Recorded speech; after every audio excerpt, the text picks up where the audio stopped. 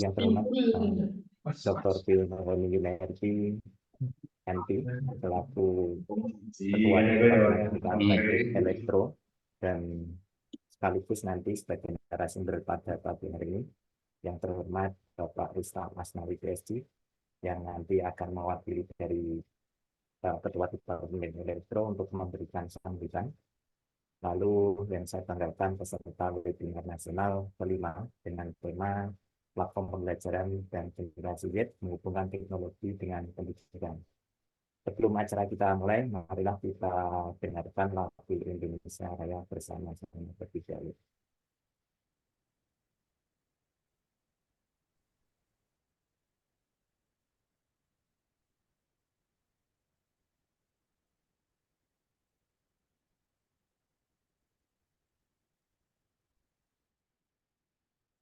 Suaranya belum muncul, Mas Andi.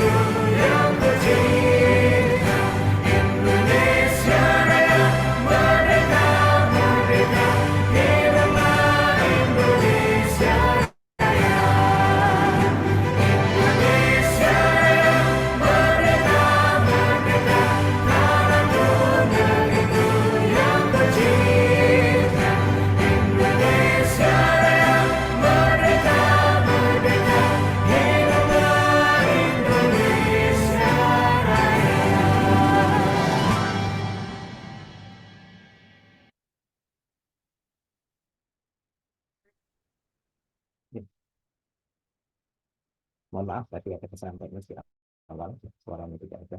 Untuk acara yang selanjutnya, yaitu sambutan dari Ketua Departemen, untuk pada kesempatan kali ini diwakilkan kepada Bapak Rustam Asnawi PhD. Waktu dan Yung saya hadirkan. Baik, suara saya bisa diakses, Pak Dr. Andi? Jelas, Pak. Ya, matur nuwun. Bismillahirrahmanirrahim. Assalamualaikum warahmatullahi wabarakatuh. Alhamdulillah. Alhamdulillahirabbil alamin. Allahumma shalli wa sallim wa barik ala sayyidina Muhammad wa ala ali Muhammad.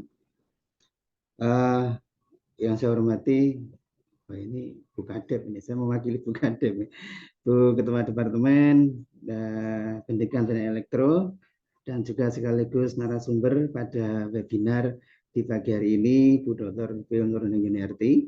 Yang saya hormati Ibu Bapak semuanya, para peserta webinar nasional, ya, platform pembelajaran dan Gen Z menghubungkan teknologi dengan pendidikan.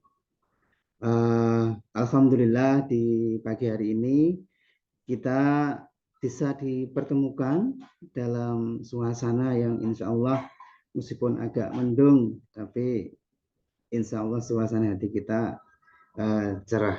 Dan insya Allah nanti apa yang kita dapatkan di pagi hari ini bisa bermanfaat. Ibu Bapak yang saya hormati, acara ini terselenggara atas kegiatan ya dari Center for Artificial Intelligence and Robotics di Departemen Pendidikan dan Elektro, yang mana hostnya atau IO-nya adalah Pak Andi Asmara PhD, kemudian ada Ibu Miladia dan ada juga Bu Maida. Kami dari Departemen Pendidikan Teknik Elektro mengucapkan terima kasih kepada Ibu Bapak semuanya dan juga khususnya kepada para peserta Ibu Bapak yang sudah berkenan mendaftarkan diri pada webinar di pagi hari ini. Ibu Bapak yang saya hormati, kita tak bisa dipungkiri lagi saat ini sudah memasuki era artificial intelligence. Artinya hampir semua aspek di kehidupan kita itu saat ini menggunakan artificial intelligence. Dan mau nggak mau ketika kita berkecimpung di dunia pendidikan, itu tentunya artificial intelligence atau teknologi AI itu sudah merasuk atau pervasif ya ke dunia pendidikan. Untuk itu webinar di pagi hari ini tentunya merupakan suatu hal yang penting, posisinya cukup penting juga untuk meningkatkan kualitas pembelajaran kita, ya, baik saat ini maupun di masa depan. Baik, sekali lagi kami dari Departemen Pendidikan Teknik Elektro mengucapkan terima kasih kepada Ibu Bapak semua yang saya hormati, yang sudah berkenan mendaftarkan diri dan juga berpartisipasi aktif hingga selesainya webinar di siang hari nanti. Akhir kata, kita sedikit doa. Allahumma inni as'aluka ilman nafi'an wa rizqan wasifan wa amalan mutaqabbalan. Wabillahi taufiq wal hidayah. Ada kurang lebihnya mohon maaf. Terima kasih. Assalamualaikum warahmatullahi wabarakatuh. Kembalikan ke Pak Andi. Terima kasih, Pak.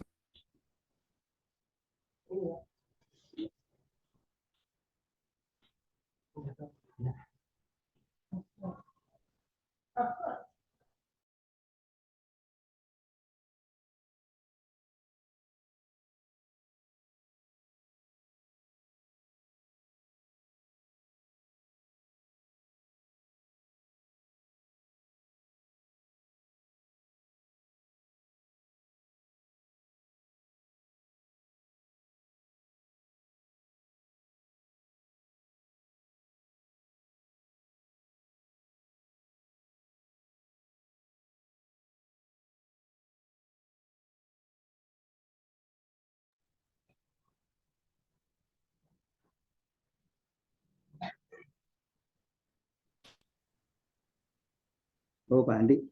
Mohon maaf ini tadi sempat terputus, Pak. Terima kasih, saya ulangi, terima kasih pada Bapak Rustam Nawi PSD telah memberikan sambutan pada pagi ini melalui Ibu Ketua Departemen. Untuk acara yang selanjutnya yaitu inti materi kita pada webinar nasional pada ini dengan tema platform pembelajaran dan generasi Z menghubungkan teknologi dengan pendidikan, yang pada pagi hari ini akan disampaikan oleh Ibu Dr. Tinor Hemingwinayati MP. Waktu dan Yun saya hadirkan. Monggo Ibu. Terima kasih Pak Andi Asmara PSD atas waktu yang diberikan. Mohon maaf tadi ada gangguan teknis nih Bapak Ibu karena Pak Andi ini posisinya di Taiwan ini ya, barusan promosi doktor kemarin 2 hari yang lalu, jadi masih anget. Baik Bapak dan Ibu, ini saya ditugaskan departemen untuk mengisi webinar pada pagi hari ini. Sebelumnya, Assalamualaikum warahmatullahi wabarakatuh. Waalaikumsalam. Selamat pagi, salam sejahtera untuk kita semua yang saya hormati, Bapak Ibu pengurus Departemen Pendidikan Teknik Elektro, tim Income Generating di Departemen Pendidikan Teknik Elektro, dan juga Bapak Ibu semuanya peserta webinar pada pagi hari ini. Mohon izin saya perkenalkan diri dulu ya. Saya adalah Bu Nurlening yang nantinya akan belajar bersama Bapak Ibu dalam kaitannya dengan webinar yang akan mengambil tema kaitannya dengan ini ya, platform pembelajaran dan generasi Z. Nah, dalam kegiatan webinar ini kita santai saja ya Bapak Ibu karena ini sebenarnya materi ini saya yakin Bapak Ibu sudah menguasai juga. Beberapa webinar yang lalu juga sudah difokuskan pada pemanfaatan AI. Jadi saya tidak merambah ke sana, tetapi lebih cenderung ke penggunaan platform pembelajaran yang nantinya bisa Bapak Ibu gunakan begitu. Nah, apakah slide saya sudah bisa diakses Bapak Ibu? Sampun, tinggal di slide show. Sedang ya? Ya, tinggal di slideshow. Baik. Baik, Bapak dan Ibu, ini adalah tema yang akan kita sampaikan, yang kami sampaikan kaitannya dengan platform pembelajaran dan generasi Z, menghubungkan teknologi dengan pendidikan. Ini adalah tema yang diberikan panitia kepada saya dan eh, tema ini dilatar belakangi dengan adanya kaitannya dengan perkembangan teknologi dan juga perkembangan ini ya, pola pembelajaran dari generasi Z yang ada pada saat ini. Bapak dan Ibu semuanya, kalau kita bicara tentang generasi Z, apa yang Bapak Ibu ketahui tentang generasi Z itu sendiri? Apakah Bapak Ibu saat ini mengajar anak-anak dalam generasi tersebut?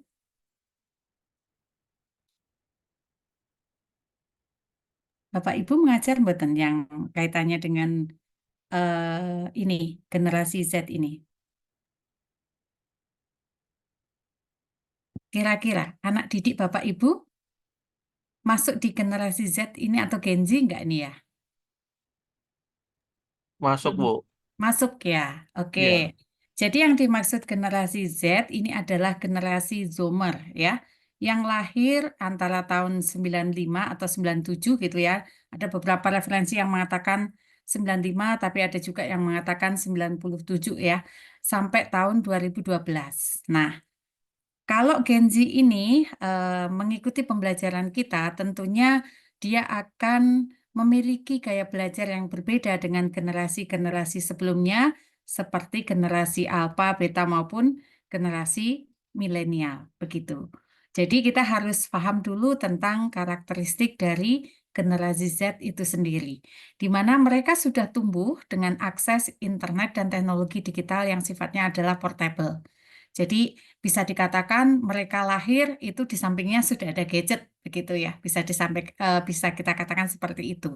Makanya dijuluki sebagai digital native. Karena kita lihat saja ya dalam kehidupan sehari-hari bahwa anak-anak kecil saja sekarang sudah dipegangin yang namanya smartphone. Nah, ini artinya mereka sudah masuk dalam generasi Z itu sendiri. Nah, sebagai seorang pendidik tentunya kita diberikan tantangan terhadap fenomena seperti ini ya, sehingga yang terjadi adalah adanya transformasi pendidikan yang revolusioner. Jadi secara masif pola pendidikan atau transformasi pendidikan yang ada dalam saat ini adalah mengalami perubahan yang sangat masif dan juga itu semakin ke sini peran pendidik itu akan semakin kecil begitu karena mereka sudah memiliki banyak sumber ilmu, sumber pengetahuan yang bisa diperoleh dari mana saja dan kapan saja. Nah, dalam hal ini ada perkembangan teknologi di dalam bidang pendidikan juga, sehingga teknologi ini bisa kita jadikan sebagai katalisator untuk pembelajaran yang dinamis. Nah, katalisator itu istilah dalam kimia ya. Di sini ada Bulis yang pakar kimia itu ya. Jadi katalisator itu kalau di dalam kimia, mohon maaf Bulis kalau salah ya, adalah zat yang mempercepat reaksi tetapi tidak ikut bereaksi begitu ya. Nah, ini di dalam pemanfaatan teknologi ini kita juga memposisikan teknologi sebagai katalisator untuk pembelajaran yang sifatnya adalah dinamis begitu. Nah, oleh karena itu, sebagai seorang pendidik, kita perlu melakukan inovasi-inovasi di dalam pembelajaran, supaya pembelajaran yang kita lakukan tidak membosankan, tidak itu sifatnya satu arah, tidak didominasi oleh kita sebagai pendidik, dan mengesampingkan peran peserta didik. Sehingga perlu inovasi-inovasi, salah satunya adalah bagaimana kita mengintegrasikan teknologi di dalam kegiatan pembelajaran. Nah, ini akan saya sampaikan sedikit kaitannya dengan kerucut ya pengalaman yang ini saya kira Bapak dan Ibu sudah pernah melihat semua kerucut ini, di mana saya ingin mengingatkan kembali Bapak Ibu kaitannya dengan apa yang terjadi di dalam kegiatan pembelajaran. Ketika kita melakukan kegiatan pembelajaran dan kita hanya memberikan sesuatu yang dibaca saja, maka yang diingat oleh siswa itu kurang lebih hanya 10%. Namun ketika kita memberikan sesuatu yang itu didengarkan dan dibaca, begitu, sampai 20%. Nah, naik lagi ya, dengan adanya intervensi gambar, diagram, kemudian ada demonstrasi, maka bisa sampai 30%. Nah, ketika siswa itu terlibat dalam kegiatan pembelajaran, dalam hal ini diskusi, ataupun terlibat dalam kegiatan apa yang dilakukan oleh pendidik itu, maka bisa 50%. Apalagi kalau dia sudah bisa menyajikan ataupun presentasi. Nah, ini pengalaman yang dia peroleh sampai pada 70%. Nah, yang paling tinggi adalah ketika dia sudah engagement-nya itu sudah semakin banyak ya. Artinya di situ dia sudah mengambil peran, kemudian melakukan simulasi dan melakukan hal-hal real yang sesuai dengan bidang ataupun ilmu yang dia pelajari. Ini bisa sampai 90%. Nah, ini adalah kerucut pengalaman deal yang di dalam dunia pendidikan saya yakin Bapak Ibu tidak asing lagi ya. Dan kalau kita lihat dari kerucut yang paling atas ke bawah itu kita melihat dari verbal, visual, kemudian keterlibatan sampai dia berbuat atau melakukan sesuatu. Jadi ketika siswa itu semakin banyak terlibat, maka pengalaman yang diperoleh juga akan semakin tinggi. Nah, nanti kita akan coba ya bagaimana melibatkan siswa dalam pembelajaran. Apalagi ketika pembelajaran online kemarin ketika pandemi COVID, itu banyak lost learning dan learning loss. Nah, bagaimana kita menghindari learning loss ataupun lost learning tadi, yaitu dengan cara bagaimana melibatkan mereka dalam kegiatan pembelajaran. Nah, ini tentunya tantangan tersendiri dan bagi Bapak Ibu dosen ataupun Bapak Ibu guru yang kemungkinan sedang ada tugas di luar, saya yakin pembelajaran juga dituntut untuk tetap jalan. Sehingga walaupun sekarang sudah bukan pandemi COVID, karena kita sudah terbiasa dengan pembelajaran online, otomatis kita juga kadang-kadang mengambil pola pembelajaran online itu untuk melaksanakan tugas atau mengganti tugas kita yang seharusnya kita laksanakan, tapi karena ada tugas lain yang lebih prioritas, maka kita laksanakan pembelajaran itu di lain waktu, kemudian dengan online, ataupun bisa dilakukan sinkron maupun asinkron. Baik, Bapak dan Ibu, saya mengutip sedikit kaitannya dengan pernyataan yang disampaikan oleh Nurdiansah, di mana dunia pendidikan itu harus melakukan inovasi secara keseluruhan. Ini artinya adalah semua perangkat ataupun device yang ada di dalam sistem pendidikan ini memiliki peran yang sangat penting dan dijadikan sebagai faktor yang nantinya bisa memberikan dampak yang penting di dalam kesuksesan sistem pendidikan yang ada atau diselenggarakan. Artinya di sini memang device di dalam sistem pendidikan itu perlu kita perhatikan karena dia memegang peranan yang sangat vital begitu ya.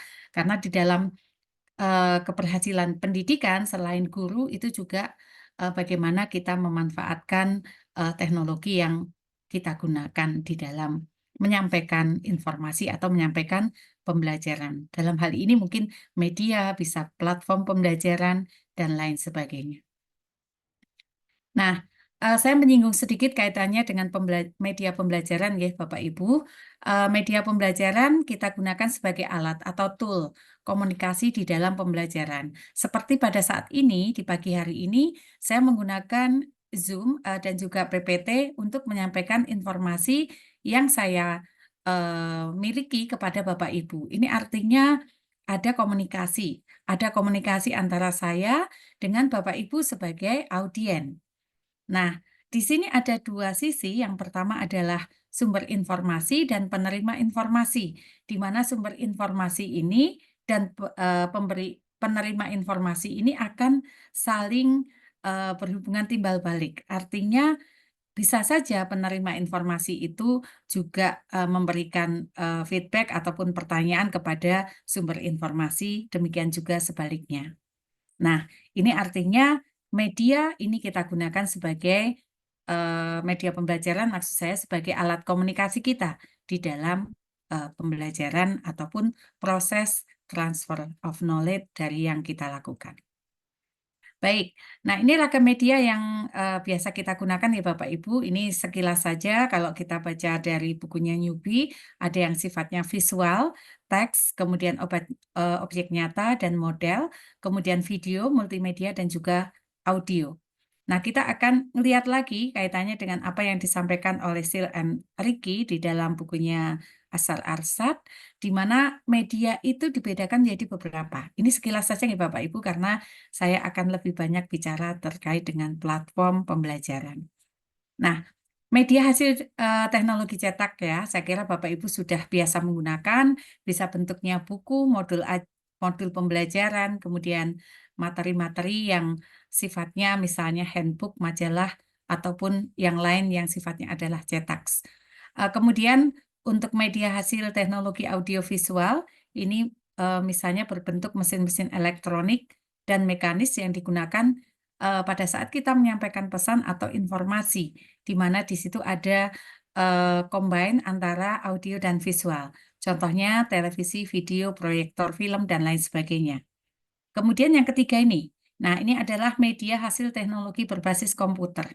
Nah ini yang paling banyak kita implementasikan ya di era sekarang untuk Gen Z, di mana kita memanfaatkan dan menggunakan sumber-sumber yang berbasis mikroprosesor yang penggunaannya bisa secara fleksibel yang kita sesuaikan dengan keinginan belajar anak. Misalnya learning style atau gaya belajar anak.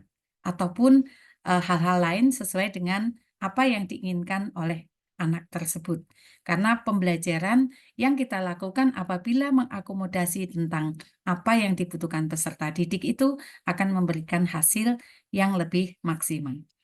Kemudian yang keempat adalah media hasil teknologi gabungan, di mana media ini dikendalikan oleh sebuah PC atau komputer, misalnya telekonferensi, kemudian realitas maya atau virtual reality atau VR, kemudian ada juga augmented reality dan mixed reality yang sekarang banyak dikembangkan.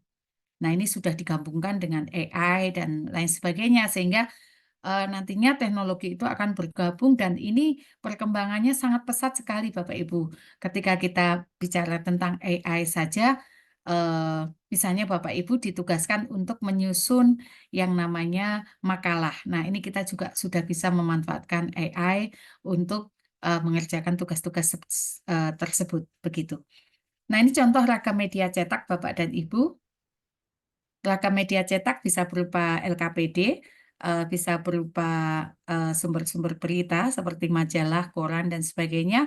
Bisa berupa modul pembelajaran, ini kebetulan saya tampilkan punya saya. Kemudian untuk yang audio kurang lebih seperti ini ya Bapak Ibu. Ini biasanya untuk bahasa ya, yang sekarang masih diterapkan itu untuk listening. Nah, kemudian untuk yang ragam media teknologi berbasis komputer, ini saya ambil beberapa saja yang saya yakin Bapak Ibu sudah sering menggunakan seperti Canva, kemudian Kahoot, Google Form, SlideShare, LiveWorksheet, kemudian Educandy, platform Unity, Genially, kemudian Top Worksheet, Wizardme, ya, Canva, Quizzes, ya, dan lain sebagainya, dan kawan-kawannya, maksud saya seperti itu.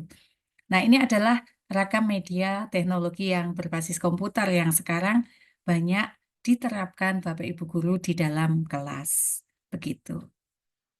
Nah, di antara ini mungkin Bapak Ibu yang sering menggunakan yang mana ini? Yang saya tampilkan apa istilahnya ikonnya di sini, yang mana yang sering Bapak Ibu gunakan?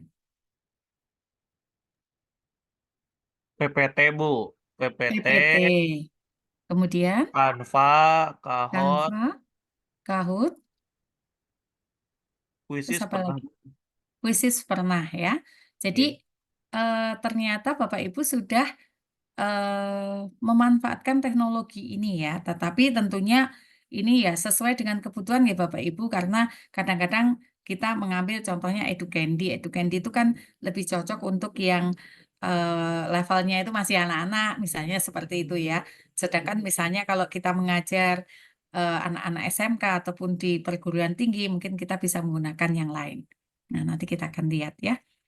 Nah, ini ragam media gabungan Bapak Ibu yang sekarang marak dikembangkan itu adalah virtual reality, di mana di Departemen Pendidikan Teknik Elektro juga teman-teman banyak mengembangkan ini ya.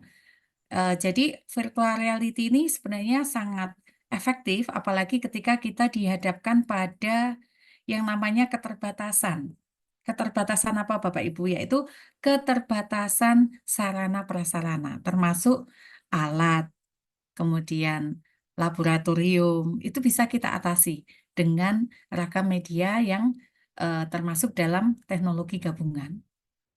Nah, memang pengembangannya lumayan ya, lumayan agak lama, tetapi kalau misalnya kita terapkan itu sangat membantu Bapak Ibu. Jadi daripada siswa itu langsung praktek alatnya nanti rusak, lebih baik mereka apa istilahnya merakit itu melalui virtual reality terlebih dahulu, sehingga nanti kerusakan alat juga bisa diminimalisir. Ini misalnya Bapak Ibu tergabung dalam guru-guru yang SMK yang ajar praktek misalnya. Nah, kalau misalnya di dalam praktek-praktek seperti basic science, seperti fisika, kimia, begitu, Bapak Ibu juga bisa memanfaatkan ini untuk menghindari resiko-resiko selain kerusakan alat juga efek ya atau resiko dari kegiatan praktikum itu sendiri. Seperti kalau bidang kimia kan banyak ya resikonya, misalnya dari sisi paparan energinya, kemudian paparan gasnya, misalnya seperti itu, sehingga supaya mengurangi risiko-risiko tersebut, bisa kita manfaatkan yang namanya virtual reality.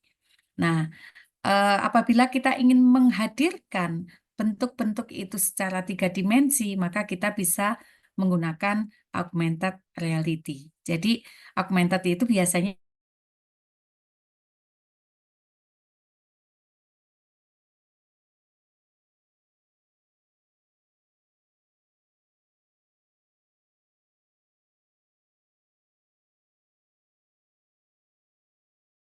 kita bisa lihat secara utuh ya. Misalnya kita melihat semut saja yang kecil itu dengan augmented reality kita bisa melihat itu sampai detail begitu.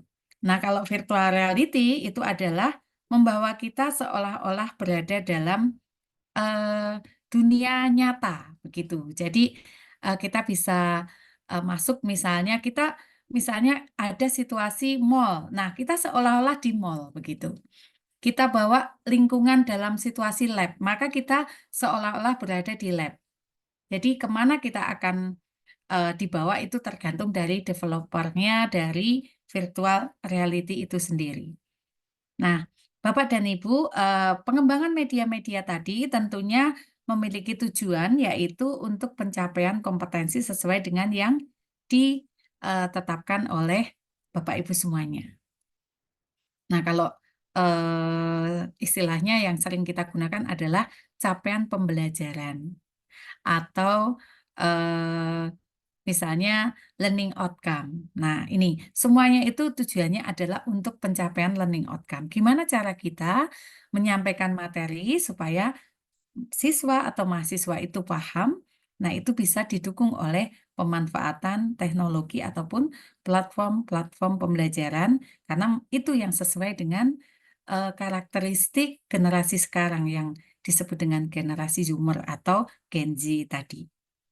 Baik, Bapak dan Ibu, sekarang saya akan menilik sedikit mungkin 4 slide kaitannya dengan multimedia ya Bapak Ibu. Jadi kalau kita melaksanakan pembelajaran yang berbasis multimedia, ini artinya kita merujuk pada penjelasan materi dengan menggunakan kata gambar dengan tujuan supaya motivasi atau minat belajar siswa itu meningkat. Begitu ya Bapak Ibu. Jadi multimedia artinya lebih dari satu. Berarti kita menggabungkan beberapa media itu. Tujuannya satu, yaitu mencapai tujuan pembelajaran. Nah, di situ ada faktor-faktor seperti peningkatan minat, peningkatan motivasi, ya, peningkatan konsentrasi, yang endingnya bermuara pada pencapaian tujuan pembelajaran. Nah, ini contoh pembelajaran dengan multimedia. Kita bisa menggunakan media apa saja, baik yang itu berbasis komputer maupun yang tidak. Nah, terkait dengan format pembelajaran multimedia, Bapak Ibu, di sini saya bagi menjadi 2 blok, yaitu yang sebelah kiri itu adalah kata-kata yang sifatnya adalah verbal, yang itu bisa kita nyatakan dalam bentuk teks atau tulisan, atau bisa juga ucapan atau suara. Jadi ada 2. Sama-sama tulisan itu pun dimaknai atau diterima siswa berbeda-beda. Sebagai contoh, misalnya saya membuat PowerPoint ini, 1 slide ini saja dengan 1 slide yang polos hanya menyampaikan verbal secara tulisan. Tanpa adanya warna, tanpa adanya mungkin ya bentuk huruf yang mungkin lebih menarik, itu akan berbeda tanggapan siswa.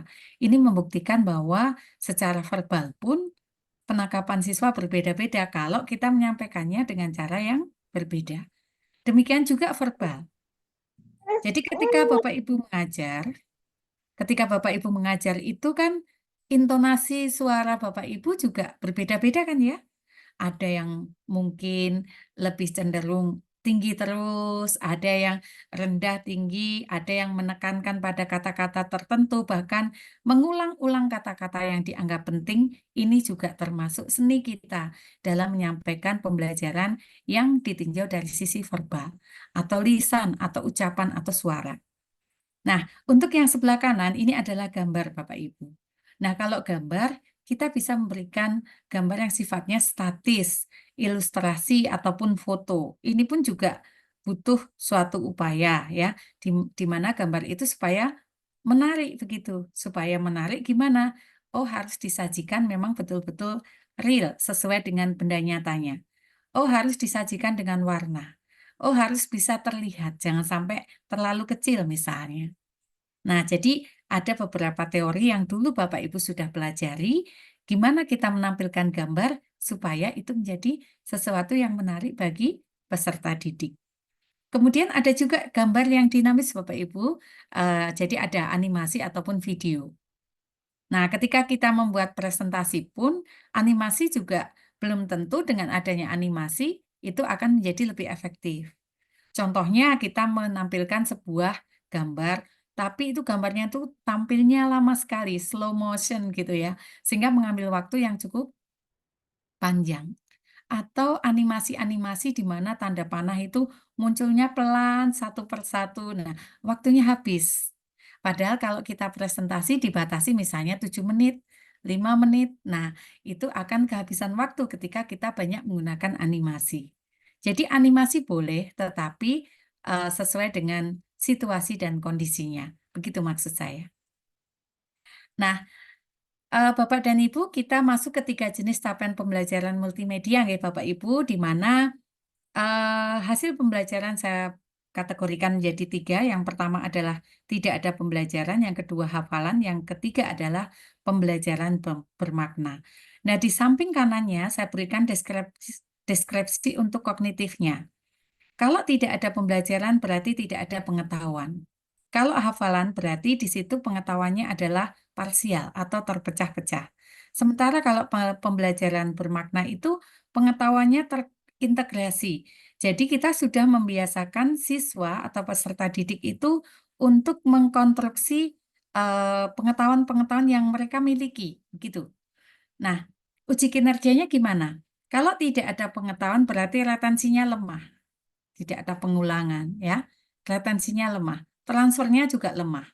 Sementara kalau hafalan, retensinya baik karena sering diulang-ulang begitu, kemudian transfernya lemah.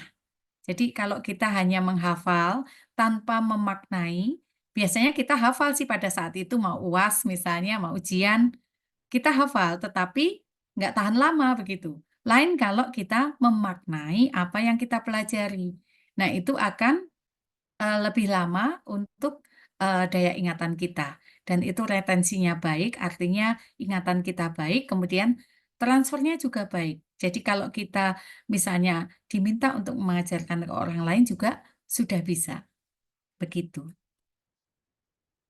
Nah, ini dua jenis pembelajaran aktif, Bapak dan Ibu. Saya akan membagi dalam sumber horizontal itu adalah level aktivitas kognitif, kemudian yang vertikal adalah level aktivitas perilaku, di mana yang sebelah kiri itu low dan sebelah kanan high, sementara yang vertikal, yang atas ada low, yang di bawah adalah high.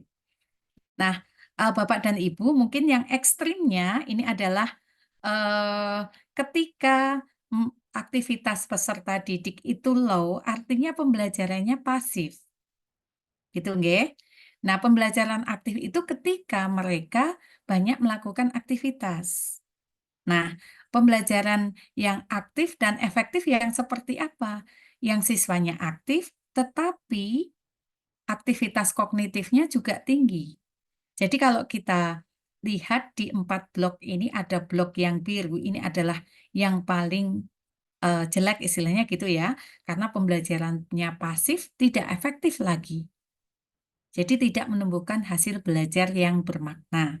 Sementara yang kuning muda itu adalah pembelajaran aktif tapi tidak efektif karena dia tidak akan membantu mengembangkan hasil belajar yang bermakna.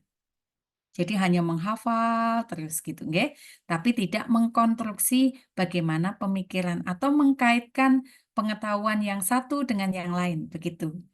Sementara kalau yang kanan, walaupun aktivitasnya rendah, tetapi kognitifnya jalan.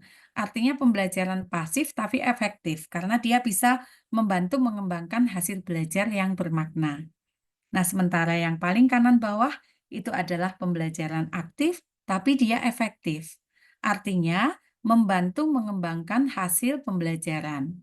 Siswanya aktif, konstruksi pemikiran dari peserta didik atau siswa itu juga dilatih, sehingga pembelajarannya menjadi aktif, efektif, menghasilkan pembelajaran yang bermakna. Jadi apa yang dipelajari betul-betul bisa dipahami oleh siswa itu sendiri. Begitu Bapak Ibu. Nah, bagaimana kita memanfaatkan teknologi pembelajaran?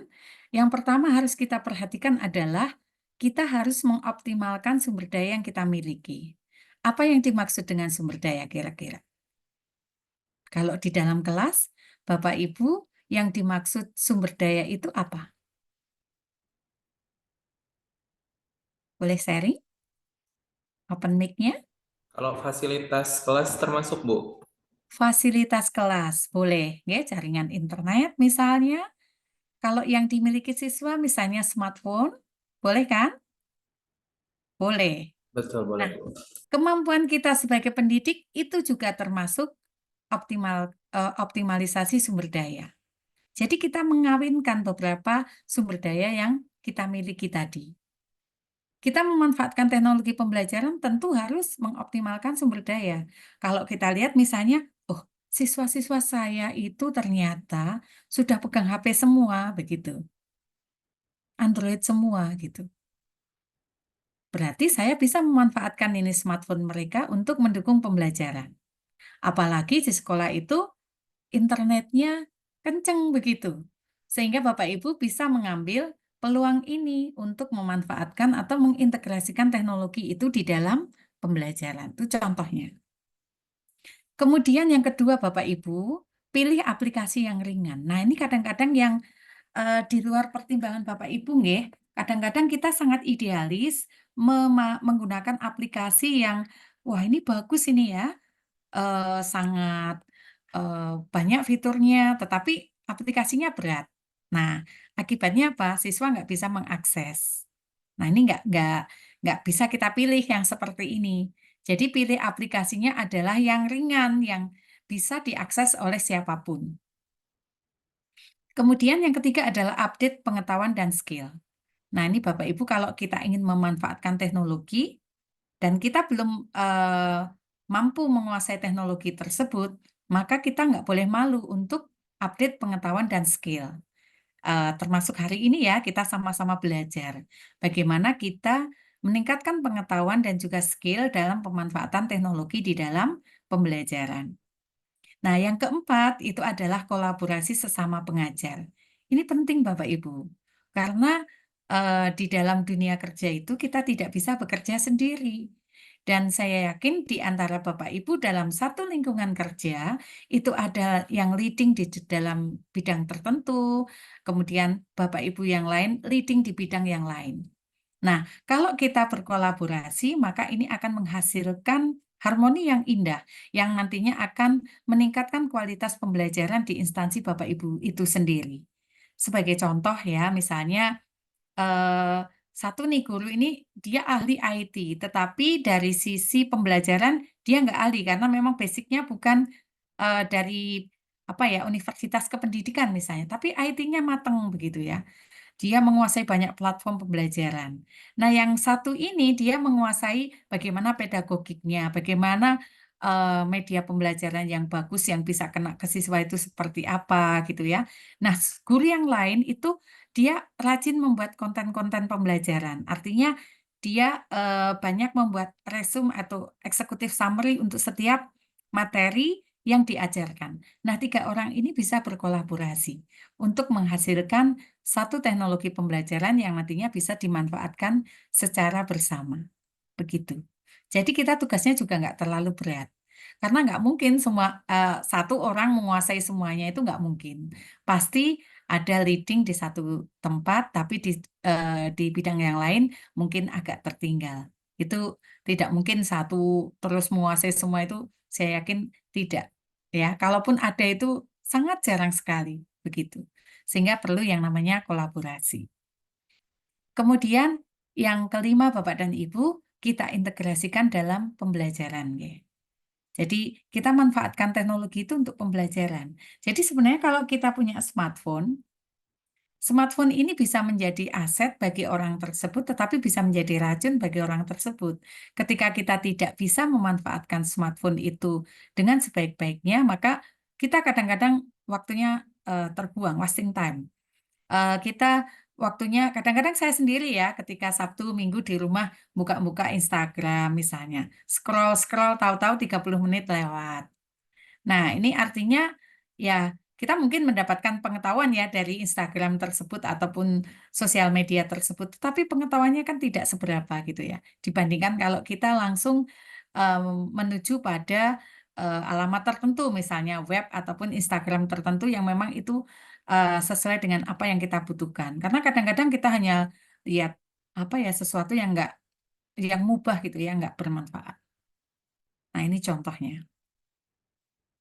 Baik, Bapak dan Ibu, mari kita mengenal teknologi ya pembelajaran untuk generasi Z. Saya tidak tampilkan semua Bapak Ibu, jadi karena waktu kita webinar hanya 90 menit ya, jadi saya nanti akan mengenalkan beberapa saja yang nantinya saya harapkan paling tidak memberikan gambaran kepada Bapak Ibu tentang oh ternyata teknologi dalam pembelajaran yang bisa kita manfaatkan untuk generasi Z itu banyak ragamnya ya. Karena yang saya tampilkan di sini juga hanya beberapa, Bapak dan Ibu ya. Tidak banyak, tetapi hanya beberapa, tidak semua. Hanya beberapa yang mudah-mudahan bisa mewakili ya, mewakili dari ya paling enggak yang setipe-setipe begitu Bapak Ibu. Karena kalau saya tampilkan semua juga tidak mungkin karena waktunya hanya 90 menit kita melaksanakan webinar. Baik Bapak dan Ibu, yang pertama adalah LMS. LMS ini sering digunakan ya, tetapi memang kalau kita mengembangkan sendiri butuh effort yang di awal kita butuh usaha yang lumayan begitu ya. Tetapi ketika sudah terbentuk kita tinggal menjalankan saja. Nah, LMS itu atau sering disebut Learning Management System ya, ini adalah web ini ya, berbasis web. Platform digital berbasis web yang kita gunakan untuk mendukung proses pembelajaran. Bisa juga kita penyediaan bahan ajar atau konten pembelajaran. Kita juga bisa melakukan tracing atau pelacakan dan penilaian kinerja. Bahkan kita bisa melihat bagaimana aktivitas peserta didik di situ dan dari sebuah institusi atau organisasi. Nah, ini saya ambilkan definisinya dari Walker ya. Nah, Isinya apa Bapak dan Ibu? Ada informasi, misalnya Bapak Ibu ingin memberikan informasi bahwa kuliah minggu depan diganti dengan online, ya, atau kuliah minggu depan di reschedule, atau minggu depan kita akan melaksanakan ujian tengah semester. Bisa kita berikan informasi melalui learning management system. Kemudian yang kedua bahan ajar Bapak Ibu. Bahan ajar itu bisa berupa teks, misalnya modul ya, kemudian gambar, audio, maupun video. Kita juga bisa berdiskusi atau berkolaborasi, kemudian kita juga bisa melakukan penilaian, bisa melakukan integrasi dengan sistem akademik yang lain. Maksudnya terintegrasi dengan yang lain, gitu nggih.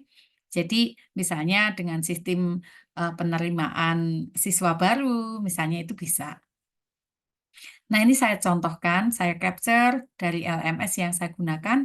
Kalau di UNY menggunakan Bismart, nih Bapak dan Ibu. Di sini ada banyak sekali menu yang bisa kita gunakan. Ini saya ambil contoh salah satu pembelajaran yang saya lakukan, di mana biasanya diawali dengan info awal, kemudian baru penyampaian RPS, kemudian aturan kuliah, referensi, baru masuk ke setiap minggunya. Nah, ini saya kira bisa kita skip. Nah, yang kedua nih Bapak Ibu, Google Classroom. Nah, Google Classroom ini juga banyak digunakan Bapak Ibu. Saya juga termasuk sering menggunakan Classroom. Karena Classroom itu menurut saya lebih ringan, ya, lebih ringan. Jadi Classroom ini banyak digunakan juga oleh guru-guru baik dari SD, SMP, SMA, SMK, begitu ya. Karena memang dia sangat mudah dikembangkan, kemudian ringan.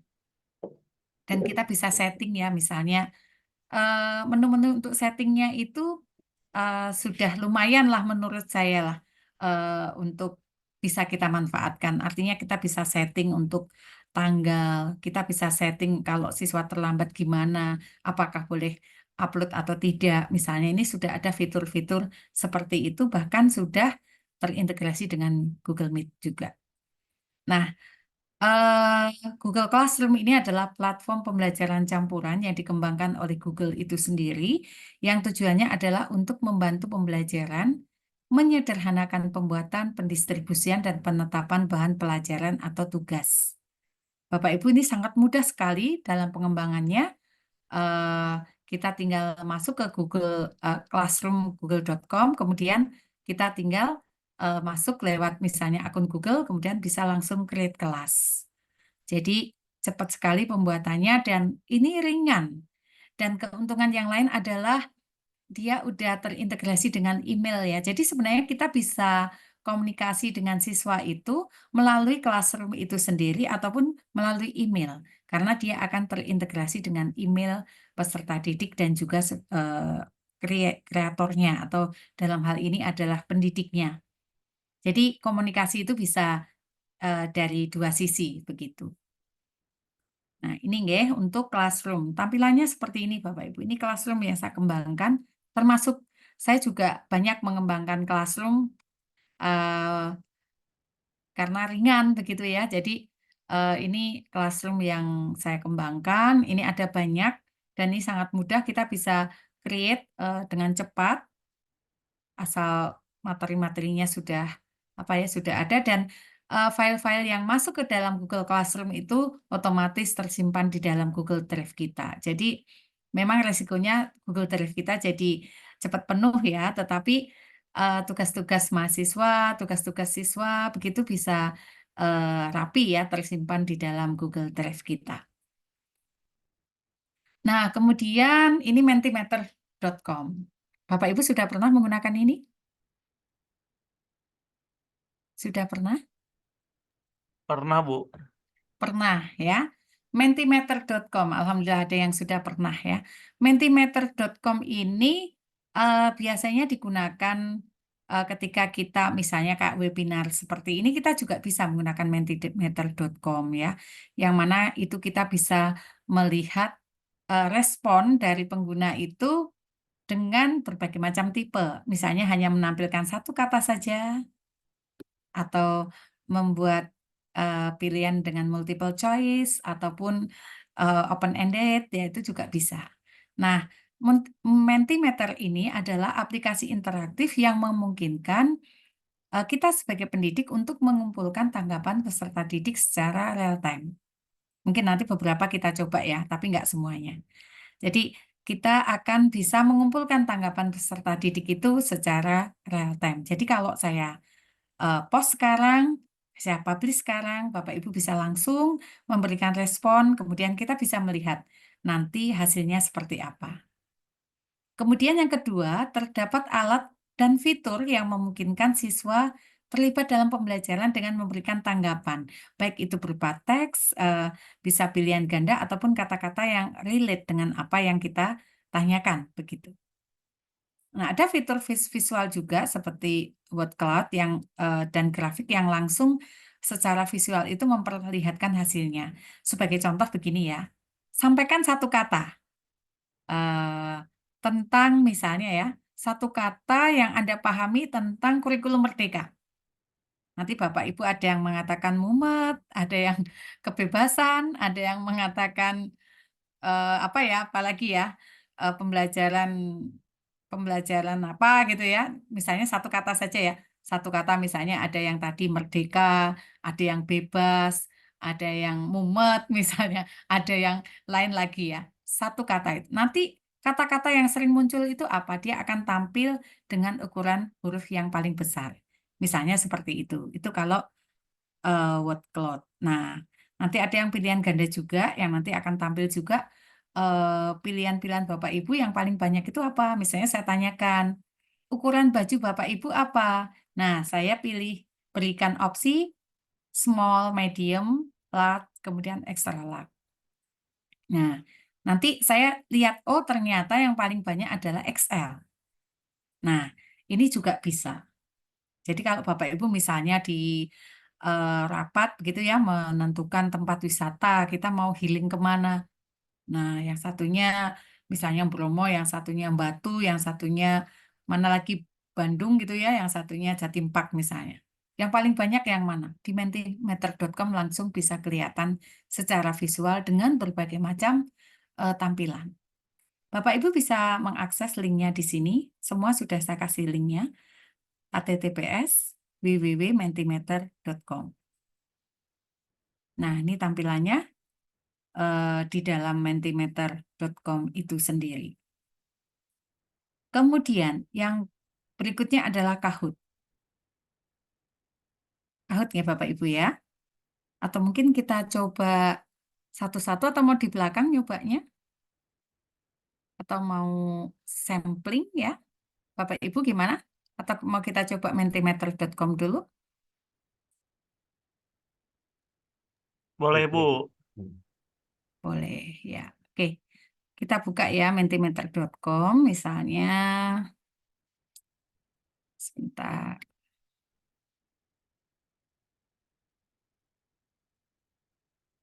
Saya create mentimeter.com. Nanti kalau ini Bapak Ibu kalau mau mengembangkan ini tentunya kan butuh waktu yang ekstra ya. Jadi macam training begitu ya. Ini saya membuat mentimeter.com nih, contoh. Bapak Ibu bisa menggunakan gadgetnya dengan memindai. Cari aja Google gitu ya. Kemudian di tampilan atas kanan itu kan ada kayak gambar kamera. Bapak Ibu bisa mengklik, kemudian di scan barcode ini.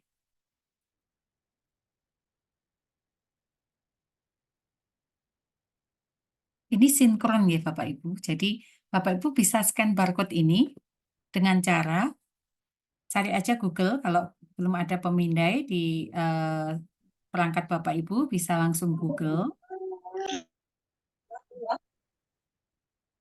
Kemudian kan itu di bawah tulisan Google ada kotak dialog ya, telusuri atau ketik URL, kemudian ada tanda apa make gitu ya, kemudian sebelah kanannya itu diklik aja, diarahkan ke barcode-nya ini. Nah, kemudian diklik. Bapak Ibu bisa mengakses linknya? Tempat saya bisa di Bisa. Mas Andi, test case bisa ya? Bisa, tempat saya bisa. Bisa. Oke, Bapak Ibu gimana? Bisa, Bu. Bisa. bisa, Oke. Bu. Bisa. Oke, silakan Bapak Ibu mencoba dulu nggih. Nanti kalau misalnya apa nggih? Pingin belajar tentang ini lebih detail, nanti bisa kita identifikasi ya Mas Sandi, kita mungkin bisa agendakan supaya bisa lebih detail karena saya yang hari ini hanya apa ya overview begitu nggih. Nah, kalau Ya, Bu. sudah Bapak Ibu, misalnya ini silakan jawab pertanyaannya nggih Bapak Ibu, misalnya dari mana Anda mengetahui info webinar ini? Saya berikan 4 opsi Bapak Ibu. Misalnya WAG, leaflet, Instagram, mungkin teman, begitu ya. Bapak Ibu bisa menjawab. Nanti saya bisa tahu di sini. Oh, ternyata Bapak Ibu itu mengetahui info webinar itu dari berbagai sumber, begitu. Baik, kita tunggu ya beberapa detik ya. Kalau Bapak Ibu nggak bisa scan barcode, Bapak Ibu bisa ketik menti.com, kemudian masukkan use code-nya 64146554. Saya ulang ya, diketik menti.com, kemudian diketikkan 64144554.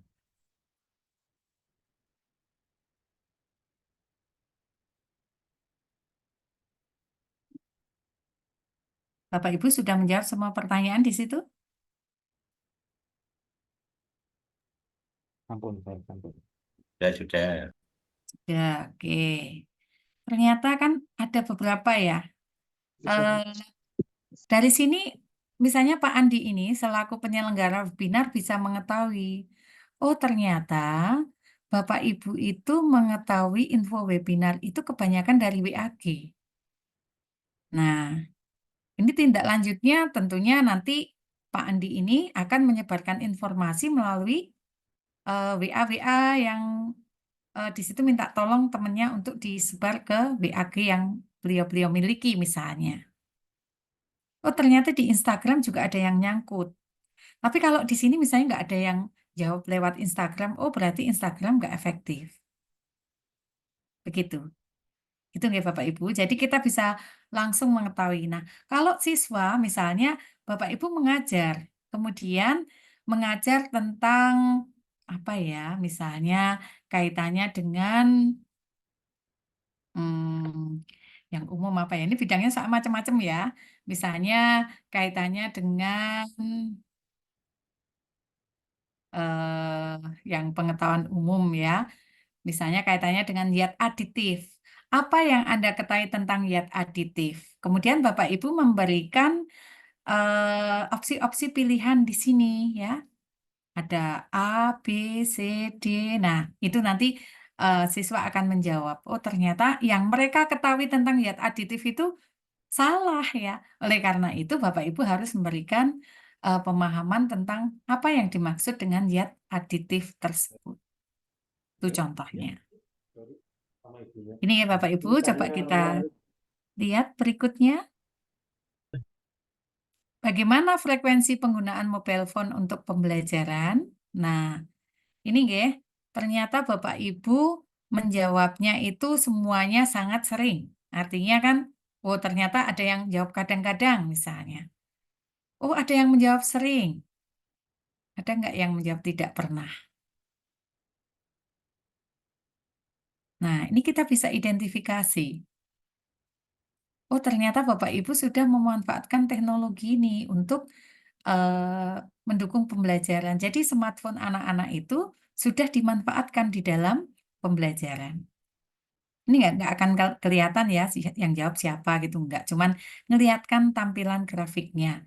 Jadi kalau misalnya saya sampel di sini 13 orang, ternyata yang paling jawaban yang paling dominan itu adalah sering.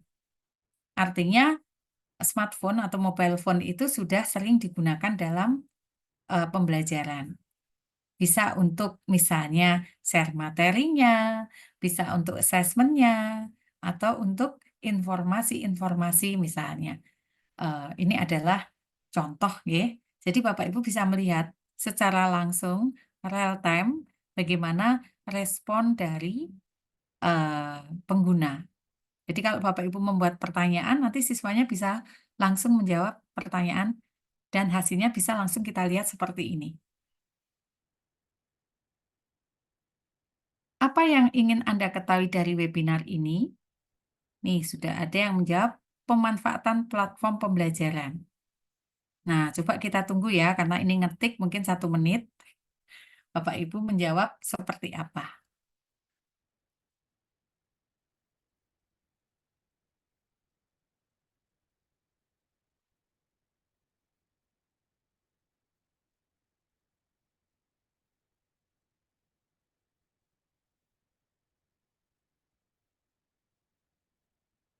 Anda boleh menuliskan apapun ya di sini, hanya untuk tes aja.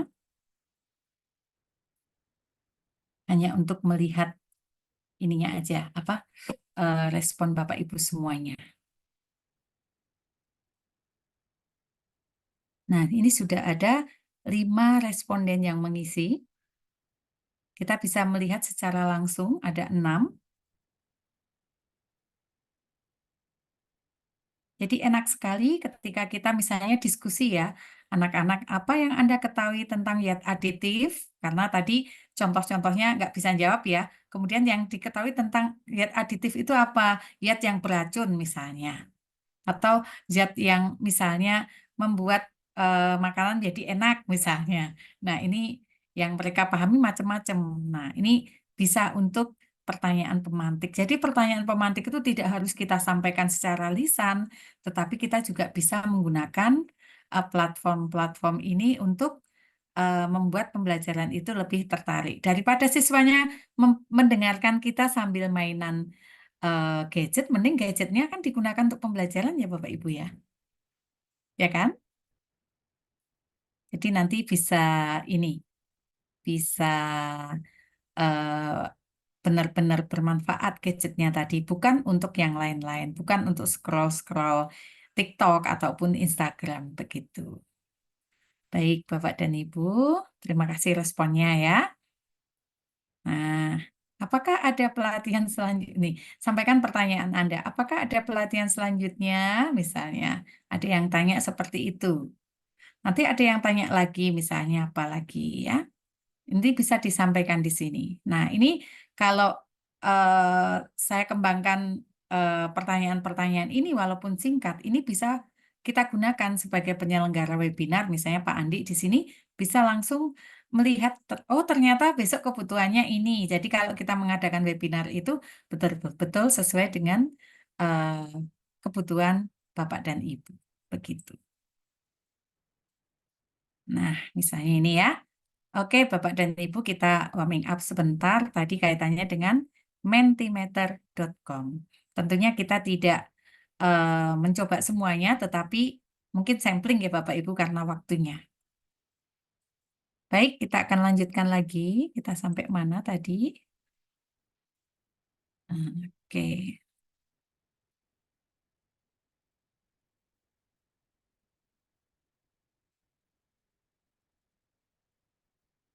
Kahut nggak Bapak Ibu? Tadi mentimeter, ya kan? Mentimeter, kemudian sekarang kita kahut. Nah, kahut ini tadi dari hasil diskusi di awal, tadi sudah ada yang menggunakan ya Bapak Ibu. Nah, kalau kahut ini biasanya kita gunakan bisa untuk menjaring pendapat dan biasanya yang paling banyak adalah untuk assessment. Termasuk saya, ini pada waktu COVID banyak memanfaatkan Kahoot. Cuman sayangnya kalau Kahoot itu sekarang untuk free itu hanya dibatasi berapa player ya, 10 player. Tetapi masih bisa kita akali itu ya. Jadi kalau misalnya kita satu kelas itu 40 siswa, walaupun kita dibatasi 10 player, itu bisa kita akali dengan cara membuat 4 link Bapak dan Ibu. Jadi ini malah kadang-kadang bisa untuk menjebak siswa. Jadi kalau saya share ke kelas itu nomor 1 sampai 10 mengerjakan link ini ya. Kemudian 11 sampai 20 mengerjakan link ini. 31 sampai 40 mengerjakan link ini. mereka taunya soalnya itu beda-beda, padahal sama. Itu hanya cara kita untuk mensiasati kita menggunakan Kahoot-nya. Nah, apa Kahoot? Aplikasi kuis interaktif ya. Di sini kita bisa posting soal, mereka menjawab, dan ketika mereka menjawab itu bisa sangat enjoy ya Bapak Ibu, karena di situ ada musik yang kita juga bisa langsung sebagai user atau pengguna bisa langsung mendapatkan feedback jawaban kita benar atau salah, dan bahkan di akhir itu kita tahu peringkatnya. Jadi eh, menariknya di situ Kahoot. Kemudian ada beberapa fitur, kita bisa gunakan secara individu ataupun kelompok, dapat menampilkan skor secara langsung kepada peserta didik. Nah, ini linknya Bapak Ibu, https://kahoot.com. Ini juga mudah dikembangkan. Ini contoh Kahoot yang saya kembangkan ya. Saya pakai Kahoot itu sejak 2019, makanya ini tulisannya 2019 ya, Bapak dan Ibu. Coba kita buka Kahoot. Sebentar.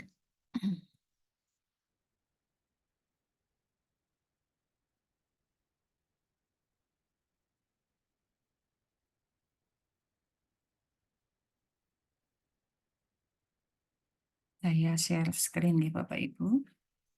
Sedikit saya tampilkan sedikit aja. Kahoot.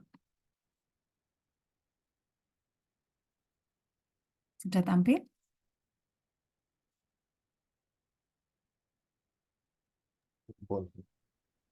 Sudah nih Bapak Ibu. Eh, saya cerita sedikit nih Bapak Ibu pemanfaatan Kahoot saya. Selain untuk pembelajaran itu, kadang saya juga untuk have fun aja nggih. Jadi pada saat contohnya ini ada ini ya, yang kadang kalau saya ngisi pelatihan ada ice breaking ya, bahkan ada yang unik di sini. Nah ini 3S excited and cheerful. Ini saya gunakan pada saat pandemi COVID ya. Jadi pandemi COVID itu ibu saya itu kan anaknya banyak. Nah, cucunya otomatis banyak kan ya.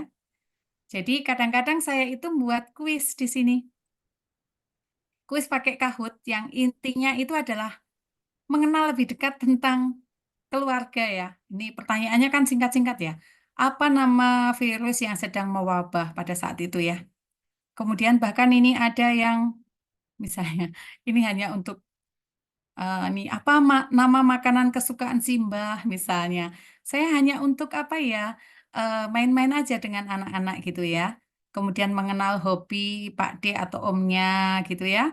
Kemudian nanyakan usia Simbah. Terus saya cropping nih wajah-wajah apa namanya anggota keluarga ini siapa. Dan ini sangat sangat apa ya? Sangat menghibur ya ketika COVID. Nah, ini contohnya. Jadi tidak harus melulu untuk pembelajaran, ternyata bisa kita gunakan juga untuk ini ya hiburan di ini ya. Sampai saya tanya nih misalnya apa nama CV yang didirikan Pak D misalnya gitu ya. Jadi hal-hal yang sederhana begitu, terus tebak gambar dan lain sebagainya. Ini ini Kahoot ya, yang waktu itu supaya mereka anak-anak itu nggak bosen di rumah, saya buatkan tuh Kahoot. Jadi kadang-kadang 2 minggu sekali saya share gitu. Bahkan untuk anak saya waktu itu karena SD, jadi soal-soal itu saya masukkan Kahoot, saya share di grup orang tua wali. Siapa yang mau ngerjakan silahkan gitu ya. Jadi bisa bermanfaat seperti itu. Nih ya, jadi banyak yang bisa kita kembangkan di sini. Kadang-kadang untuk kuis-kuis kuliah juga saya gunakan Kahoot ini. Dan ini untuk UAS ini karena pada saat pandemi COVID ya. Jadi banyak yang bisa kita lakukan. Bahkan pada saat pelatihan guru-guru, kami juga menggunakan Kahoot ini untuk menggali pemahaman Bapak Ibu. Nah, ini nggih. Jadi saya banyak juga memanfaatkan Kahoot. Nanti mudah-mudahan Bapak Ibu juga bisa memanfaatkan Kahoot tersebut gitu. Kita kembali lagi ke slide nih Bapak Ibu. Jadi kita sampai Kahoot. Oke. Sudah kelihatan ya? Nah, sekarang kuisis. Ada yang sudah pernah pakai kuisis Bapak Ibu? Pernah, Bu. Pernah ya? Quizzes itu mostly warnanya ungu ya, ungu gitu ya. Jadi kalau ibu-ibu biasanya lebih suka quizzes begitu. Nah, karena warnanya menarik begitu. Kalau bapak-bapak biasanya kurang suka ya. Dari sisi tampilan aja sih ya. Tapi mirip ini ya dengan Kahoot. Ada suaranya, ada peringkatnya. Kita bisa membuat soal-soal seperti halnya Kahoot. Cuman kalau untuk quizzes ini kapasitas playernya lebih banyak ya, lebih banyak. Nah, ini sama ya. Kalau saya menggunakan free semua ya Bapak Ibu, saya nggak ada yang berbayar. Saya menggunakan yang free semua, tidak ada yang berbayar. Dan saya bisa mengoptimalkan semua itu. Nah, ini kuisis Bapak Ibu. Jadi ini adalah aplikasi interaktif yang menyediakan kuis-kuis untuk menyenangkan sebagai metode belajar bagi siswa. Jadi mirip sama Kahoot persis ya. Nah, ini kita hanya cara membuatnya pun mirip juga. Jadi kalau udah terbiasa menggunakan Kahoot, buat kuisis itu juga nggak masalah gitu. Bisa memberikan umpan balik secara instan, kemudian skor langsung juga bisa kita lihat, dan peringkat juga bisa langsung dilihat. Sama ada musiknya ya, cuman musiknya berbeda tentunya yang di Kahoot sama yang Quizzes. Tergantung musik yang kita masukkan apa. Biasanya saya memberi petunjuk ya ketika kita nge-share Kahoot atau Quizzes itu petunjuknya misalnya nickname-nya harus ditulis, speakernya diaktifkan supaya lebih asik gitu ya. Jadi mereka itu mengerjakan itu dengan asik begitu ya. Tapi kalau di kelas ya jangan gitu ya. Jangan menyalakan ini musiknya gitu. Tapi kalau di rumah masing-masing ini lebih baik dinyalakan musiknya. Nah ini quizzes, ini linknya sudah ada Bapak Ibu, http://quizzes.com. Tampilannya seperti ini Bapak Ibu.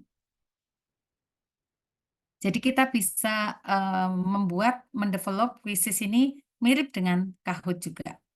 Persis ya, persis. Kemudian word wall. Nah, ini word wall ini biasanya untuk pendidikan dasar atau pengenalan kata-kata gitu ya.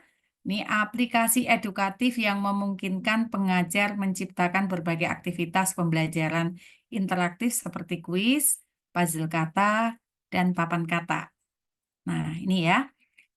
Elemen pembelajaran dapat diatur seperti bank kata, pertanyaan, atau gambar untuk melibatkan peserta didik. Jadi prinsipnya mirip-mirip, cuman kalau yang ini mungkin loadingnya agak lama kalau menurut saya ya. Jadi kalau saya lebih prefer ke Kahoot atau Quizzes begitu ya. Nah, tapi kalau Bapak Ibu mau nyoba word wall juga tidak apa-apa, cuman kadang-kadang loadingnya agak lambat begitu. Kemudian keberagaman aktivitas dan variasi tampilan visual ini juga membuat pembelajaran jadi lebih menarik dan interaktif. Bagi Bapak Ibu yang akan mencoba Wordwall ini bisa mengakses melalui https://wordwall.net. Nah, ini tampilannya. Jadi kita bisa match up, mencocokkan begitu ya. Ada quiz, ada speaking card, ada spin and the wheel, kemudian group sort, dan lain sebagainya. Masih banyak ya. Ini fiturnya banyak, tinggal kita bisa juga menggunakan template yang sudah ada di sana. Nanti coba kita yang sekiranya Bapak Ibu akan gunakan mawon, ya. Nah, ini Quizlet. Ini adalah aplikasi pembelajaran yang memanfaatkan kartu flash ya. Jadi di sini ada kartu-kartu flash digital untuk membantu peserta didik mempelajari topik. Nah, jadi sebagai user, peserta didik itu dapat membuat, berbagi, atau mempelajari kartu flash yang interaktif yang dikembangkan oleh pendidik. Nah, ini fitur permainan dan tes seperti mode Match and Learn. Ini dapat kita pilih sesuai, kita setting sesuai dengan tujuan kita apa. Oh, kita maunya mereka mencocokkan kartu. Misalnya kita belajar bahasa Inggris, contohnya book itu apa? Buku. Oh, dicocokkan. Di drag kartunya cocok begitu ya. Atau bisa juga memilih jawaban seperti halnya Kahoot atau Quizzes dengan cara klik jawaban yang benar. Itu juga bisa. Nah, ini linknya quizlet.com. Ini mirip-mirip juga ya dengan Quizzes juga. Cuman yang di sini ada kartunya, bentuknya kartu begitu. Dan ini untuk versi free-nya agak terbatas nih Bapak Ibu. Jadi kita nggak bisa nambahkan gambar kalau versi gratisnya. Tapi kalau Kahoot, Quizzes itu kita bisa nambahkan gambar ya. Jadi enaknya di situ. Tapi kalau ini gambarnya itu kita harus berbayar begitu. Sehingga saya jarang menggunakan ini karena itu tadi harus berbayar. Saya kalau ada yang gratis ya manfaatkan yang gratis dulu gitu. Nah ini ya tampilannya seperti ini. Nah itu Candy. Nah itu Candy ini juga termasuk game belajar interaktif. Nah di sini prinsipnya sama. Kita bisa memanfaatkan sebagai fitur untuk kolaborasi, diskusi maupun assessment ya dengan siswa ataupun mahasiswa. Jadi kita bisa membuat konten-konten, cuman di sini juga menurut saya loadingnya agak lambat. Nah, jadi Bapak Ibu tinggal pilih mana yang ini ya, yang lebih prefer untuk Bapak Ibu semuanya. Kalau saya untuk assessment, kalau nggak Kahoot, Quizzes itu. Yang apa ya, gambarnya kita bisa tautkan, kemudian loadingnya juga tidak lambat. Nah, itu kelebihannya. Kalau Bapak Ibu mau menggunakan ini tidak apa-apa, mungkin yang pro atau yang berbayar ini juga akan lebih cepat tentunya. Dan fasilitasnya, fiturnya lebih lengkap lagi. Karena dibagi 4 kalau nggak salah. 4 kategori ya, yang free, kemudian berbayar lebih mahal lagi, terus yang advance begitu. Jadi kita bisa manfaatkan ini yang free di https://www.educandi.com. Ini nggih Bapak Ibu ya. Kemudian ini tampilannya nggih. Kita juga bisa menggunakan template yang sudah ada, apalagi kalau berbayar, itu template-nya semakin beragam. Seperti kalau kita menggunakan Canva, Bapak Ibu, kalau berbayar juga lebih beragam. Nah, berikutnya Bapak Ibu, ini yang akhir-akhir ini banyak digemari oleh orang, yaitu Padlet. Ya. Ini aplikasi yang memungkinkan seseorang pengguna berkolaborasi bentuknya teks, foto, tautan, atau konten lainnya. Nah, ini ringan. Kemudian kita bisa melihat peserta didik aktivitasnya, kemudian mereka bisa upload foto, Bapak Ibu. Nanti saya kasih contoh ya, mungkin kita demokan yang ini karena ini ringan dan saya sangat merekomendasikan Bapak Ibu. Cuman karena kita free, kita dibatasi hanya bisa buat maksimal 4. Tapi masih bisa disiasati Bapak Ibu. Walaupun 4, nanti kita bisa buat yang banyak asal yang sudah dibuat itu di-delete dulu. Itu bisa. Jadi masih ada celah untuk istilahnya ini ya mensiasati keterbatasan-keterbatasan yang diberikan oleh Padlet ini. Kita masih bisa. Nah, ini ya. Kemudian hasil pembelajaran berupa penjelasan materi dengan Padlet ini dapat diekspor menjadi gambar dengan format JPEG atau PDF. Kemudian ada fitur komen Bapak Ibu yang bisa kita aktifkan. Jadi kalau misalnya siswa menjawab, di situ siswa lain mau menanggapi, itu juga bisa. Jadi sangat interaktif begitu. Nah, ini alamatnya nggih Bapak Ibu, saya tampilkan dulu. Mungkin saya bukakan yang Padlet ya, karena ini sangat bagus. Nah, ini contoh ketika saya ingin mengajar mata kuliah pembangkit. Nah, ketika saya ingin mengajar mata kuliah pembangkit, saya ingin menggali pemahaman mereka tentang apa sih yang mereka ketahui tentang pembangkit.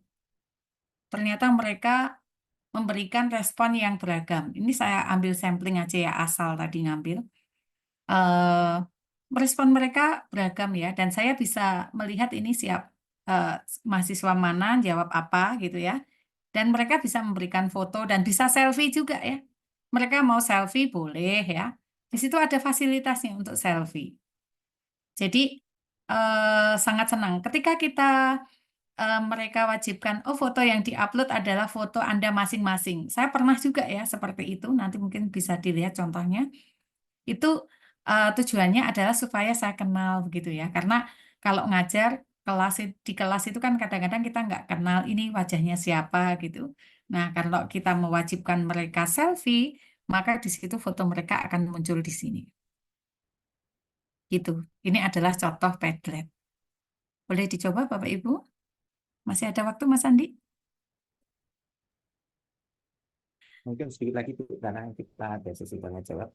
Oke, saya demokan sebentar ya untuk Padlet-nya. Mungkin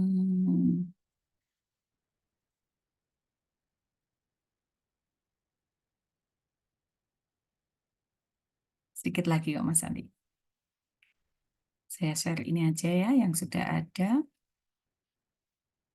Bapak dan Ibu ini ya contoh. Jadi saya pernah melakukan, saya bisa gunakan untuk monitoring ya. Monitoring percepatan studi ya. Nah nih, saya minta mereka selfie semua ya, anak-anak itu. Kemudian kesulitannya apa? Nah nih, semuanya selfie nih, mahasiswa saya semua nih. Nah ini contohnya. Nah ini contohnya gitu Bapak Ibu. Nanti Bapak Ibu bisa buat juga ya. Jadi buatnya sangat mudah. Oke, karena waktunya ya. Mungkin saya ini ya, share screen lagi. Mana tadi?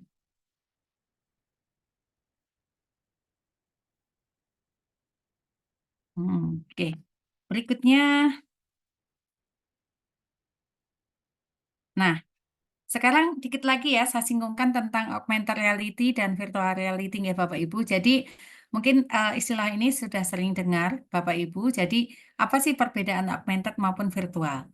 Nah, augmented reality ini adalah teknologi yang memvisualisasikan dunia maya sebagai bagian dari dunia nyata sehingga secara efektif akan terlihat ya apa yang benar-benar real itu ya, yang seharusnya mereka lihat. Nah, ini ya contohnya.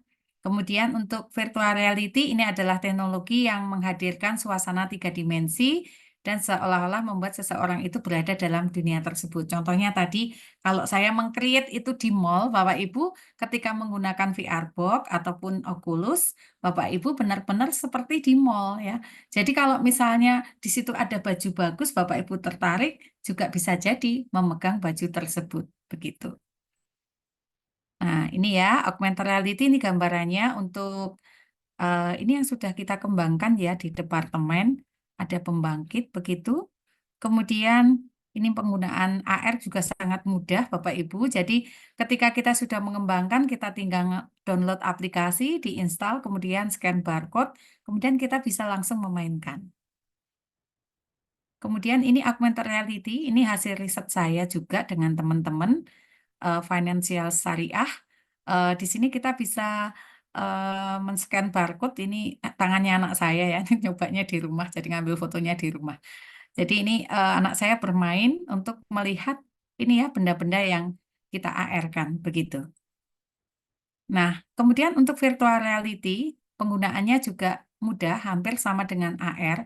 Cuman di sini ada peralatan tambahan yaitu VR Box atau Oculus. Sama ya.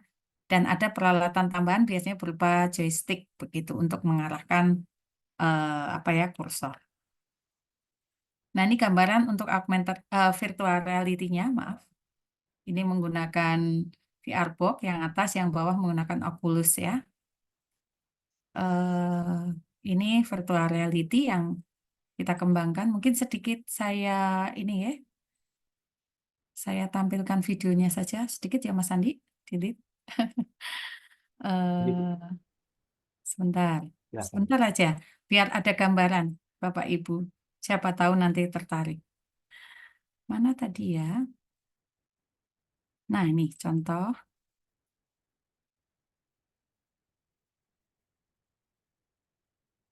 Audionya di sebelah mana ya, Mas? Kok nggak? Oh, ini sound. Saya itu update Zoom, jadi ini. Sudah kelihatan, Bapak Ibu? Maaf, Pak. Nah, Bapak Ibu silakan disimak.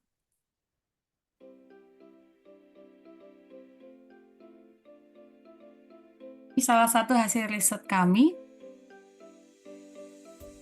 untuk pembelajaran anak-anak. Suaranya masuk, Mas Andi? Masuk Ibu. Kita bisa memilih karakter. Jadi di situ kita mau berperan sebagai Bima misalnya. Di sini kita masuk sebagai Bima.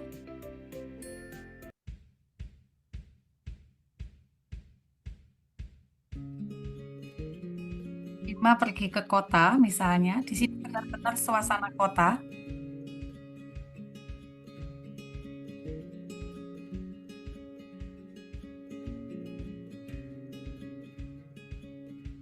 Bima terbang di atas ya.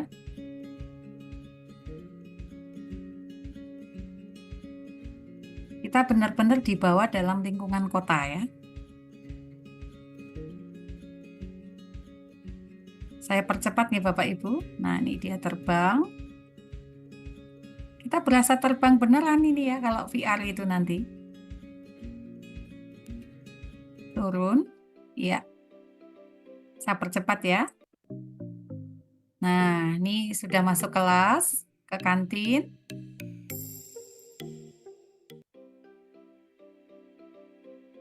Kita berada di dalam ruangan nih, benar-benar kelihatan di ruangan. Mohon maaf, saya skip. Nah, ini di pasar ya.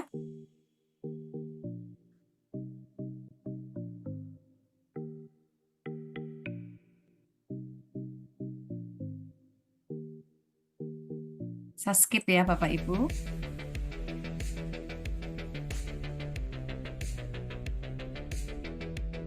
Skip lagi.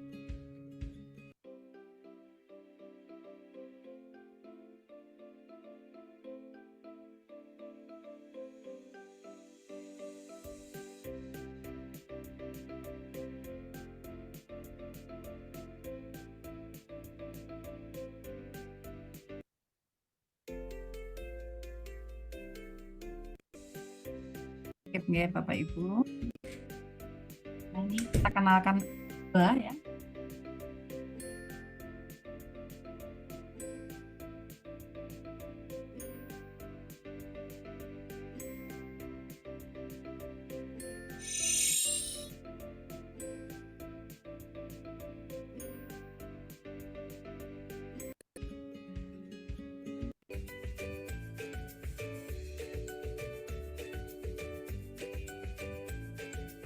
Oke, stop dulu ya.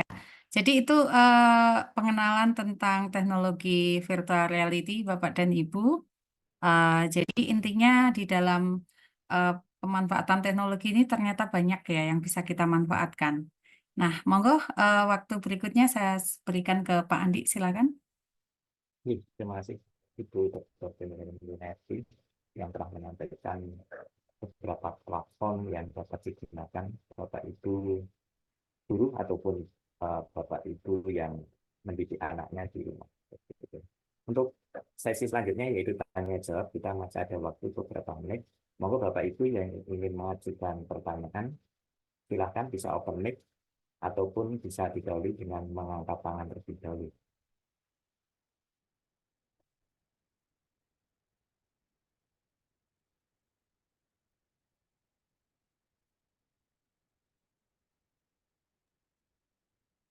Silakan, ada yang ingin bertanya?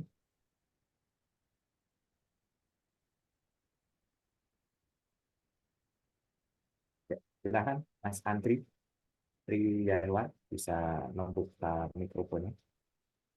Ya, Bu. Assalamualaikum warahmatullahi wabarakatuh. Waalaikumsalam warahmatullahi Nah, wabarakatuh. perkenalkan nama saya Andrew Trianwar, Bu. Alumni PT Elektro 2012, Bu.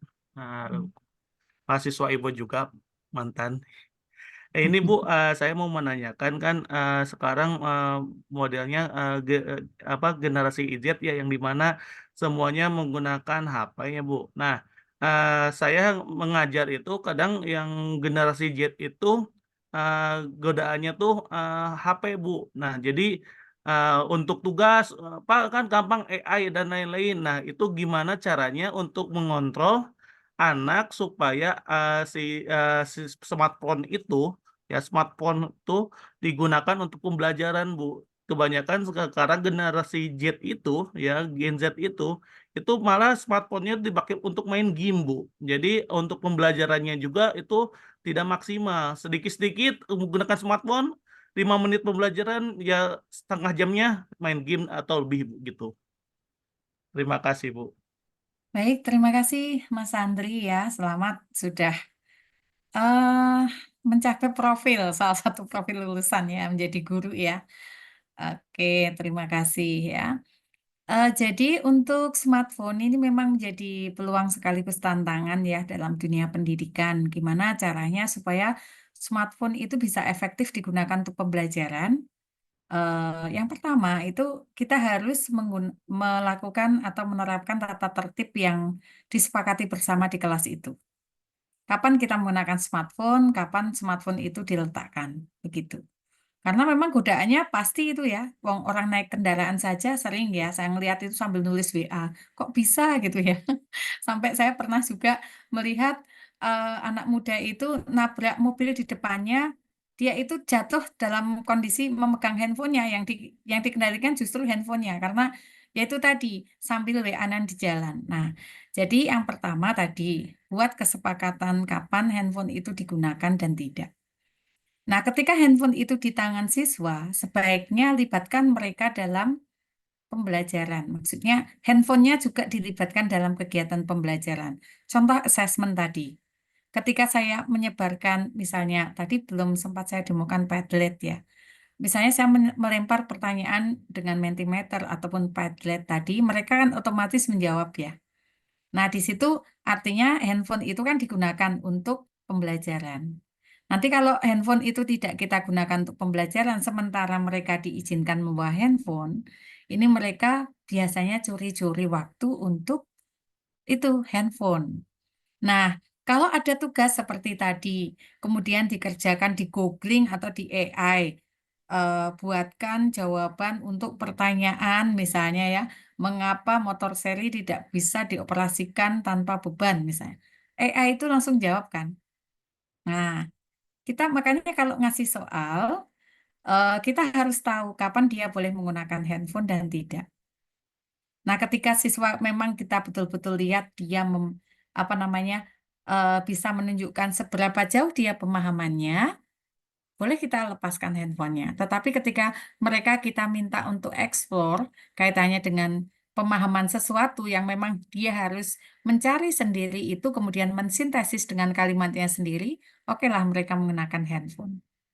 Jadi prinsipnya aturan main dan libatkan mereka dan handphonenya itu dalam kegiatan pembelajaran untuk tujuan tertentu. Itu aja. Itu ya Mas Andri ya. Ngajar di mana, Mas? Di SMK 1 Padaherang, Jawa Barat, Bu. Oh, jauh ya di Jawa Barat. Oke, selamat nih.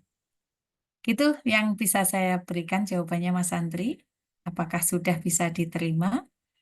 Siap, Bu. Terima kasih, Bu. Nggih. Oke. Terus Mas Andi, selanjutnya Bapak Ibu, jika ada pertanyaan lagi atau diskusi bersama dengan narasumber kita.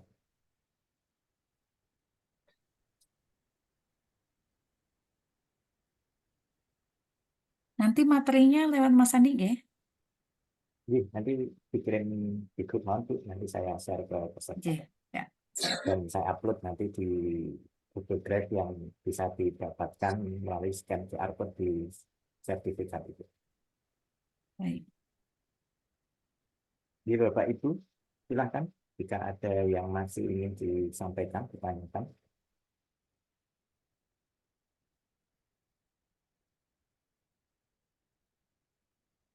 Sepertinya sudah tidak ada itu. Nggih. Jadi kita Kayaknya sudah sering menggunakan juga Mas Andi. Saya yakin Bapak Ibu mungkin beberapa ada yang sudah menggunakan gitu ya.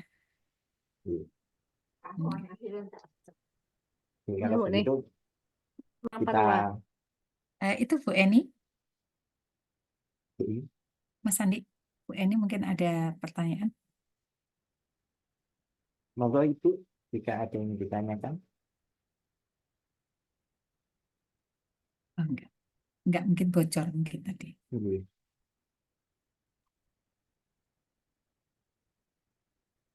Bu Eni, ada yang ditanyakan? Kalau ada nih. Oke, kalau tidak ada, kita akhiri nih, Bu. Oke, monggo. Oke. Terima kasih Bapak Ibu peserta semua dalam kegiatan webinar pada kali ini, webinar nasional kelima yang mengangkat tema platform untuk belajar menghubungkan pendidikan teknologi dengan pendidikan. Kami dari panitia mengucapkan banyak terima kasih, dan jika banyak kesalahan ataupun kekurangan dalam pelaksanaan webinar ini, mohon maaf, dan tunggu informasi dari media yang kemungkinan nanti akan lebih menarik selanjutnya. Untuk hari ini kami dari tim webinar nasional pendidikan teknik elektro mengucapkan banyak terima kasih. Saya akhiri, saya tutup acara pada hari ini. Wassalamualaikum warahmatullahi wabarakatuh. Waalaikumsalam warahmatullahi wabarakatuh. Terima kasih Bapak Ibu semuanya. Mohon maaf atas segala kekurangan. Atur nuwun semuanya Bapak Ibu. Saya akhiri,